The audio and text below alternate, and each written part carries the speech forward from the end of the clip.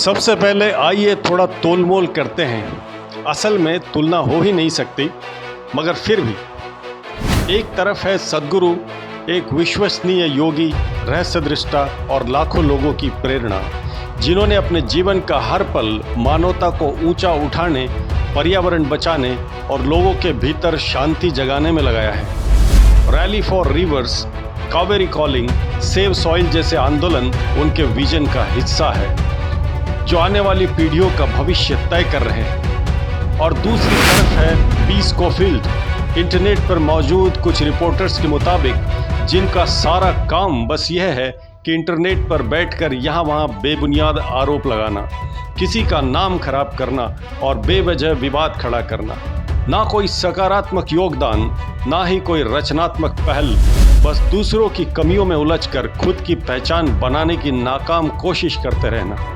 सोचिए, एक और है गहराई, साधना और विश्व कल्याण का दृष्टिकोण, और दूसरी ओर है सस्ती सुर्खियों के लिए लिखे गए आर्टिकल्स। आश्चर्य तब होता है जब कुछ भारतीय मूल के यूट्यूबर्स उन्हीं आर्टिकल्स को आधार बनाकर सद्गुरु जग्गी वासुदेव पर कीचड़ उछालने से नहीं चूकते। आइए सबूतों के साथ समझते हैं। थर्ड आई में आपका स्वागत है।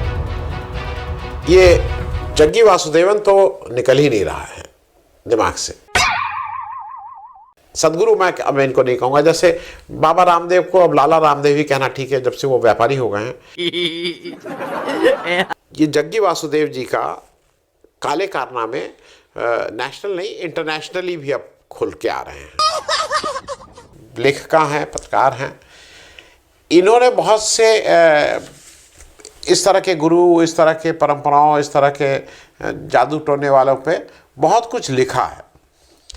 वो कल्ट जो चलाते हैं इस तरह के, उसके रिपोर्टर हैं।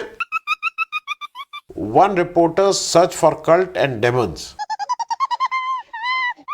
इन्होंने सदगुरु के बारे में अभी 4 मार्च मतलब एक खुलासा किया है। दोस्तों, तो आपने देख ही लिया है कि कैसे कुछ भारतीय मूल के यूट्यूबर्स बी स्कोफील्ड के रिपोर्ट का सहारा लेकर सद्गुरु पर निचले स्तर के वीडियो बना रहे हैं। तो सबसे पहले आइए जानते हैं कि ये बी स्कोफील्ड क्या बला है। बी स्कोफील्ड एक नाम जो खुद को कल्ट हंटर यानी कल्ट पकड़ने वाली पत्रकार कहती है, लेकिन उसकी कहानी उतनी साफ नहीं है जितनी दिखाई देती है।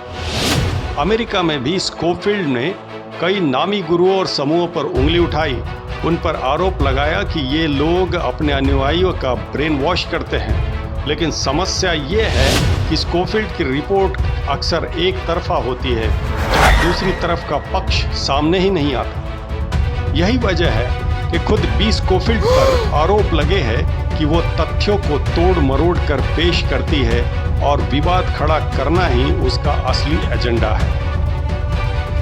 बी स्कोफील्ड ने हाल ही में एक रिपोर्ट लिखी और उनमें सद्गुरु और ईशा फाउंडेशन को कल्ट कह दिया, और वो भी सद्गुरु की बायोग्राफी को पढ़कर, जो खुद सद्गुरु ने ही अप्रूव की थी। लेकिन सवाल ये है, ये रिपोर्ट ठोस जांच पर बनी है या सिर्फ कुछ पुराने किस्सों और कल्पनाओं पर? तो सवाल ये उठता है, बी स्कोफील्ड क्या सचमुच एक निडर पत्रकार है जो अंधेरों में छिपा सच उजागर करती है, या फिर विवाद से अपनी पहचान बनाने वाली शख्सियत है? अब चलिए देखते हैं कल्ट का मतलब क्या है।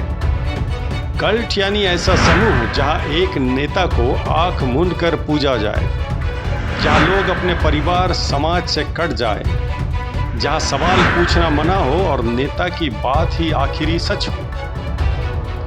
लेकिन यह तभी सच हो सकता है जब जोर जबरदस्ती से यह किया जा रहा है कि नहीं। अगर कोई व्यक्ति किसी दूसरे व्यक्ति के ज्ञान, जानकारी, मानवता और सृष्टि के प्रति उसके द्वारा किए गए कार्यों से प्रभावित होकर उसके सामने नतमस्तक हो जाए और मान ले कि वह मुझसे ज़्यादा बेहतर जानता है, तो यकीनन वह उसके बताए रास्ते पर ही चलेगा, हाँ या ना? और अगर ऐसे मानने वाले 10 लाख हो जाए तो ना समझ यही कहेंगे कि ये तो कल्ट है, बराबर? क्योंकि 10 लाख लोग गुलाम जैसे बना दिए और सिर्फ एक ही व्यक्ति आदेश दे रहा है। क्या मैं गलत कह रहा हूं? तो फिर असली सवाल ये है कि आरोपों को बार बार क्यों दोहराया जाता है? शायद इसीलिए क्योंकि सनसनी बिकती है और अफवाहें सच से ज़्यादा तेज भागती हैं। और तभी हम कहते हैं इनफ इज़ इनफ, जहां हम बात करते हैं ऐसे मुद्दों की जो अक्सर नज़रअंदाज कर दिए जाते हैं या बेवजह गलत तरीके से वायरल हो जाते हैं। अगले एक एपिसोड में हम उठाएंगे पहला सनसनीखेज मगर बेतुका आरोप और पहुंचेंगे उसकी तह तक। तो देखना मत भूलिए हमारा अगला एपिसोड, क्योंकि खोज की इस यात्रा में हर एपिसोड आपके सामने एक नई परत खोलेगा और आपको कराएगा सच के दर्शन। बिकॉज समवन हैज़ टू से इट। बहुत बहुत धन्यवाद।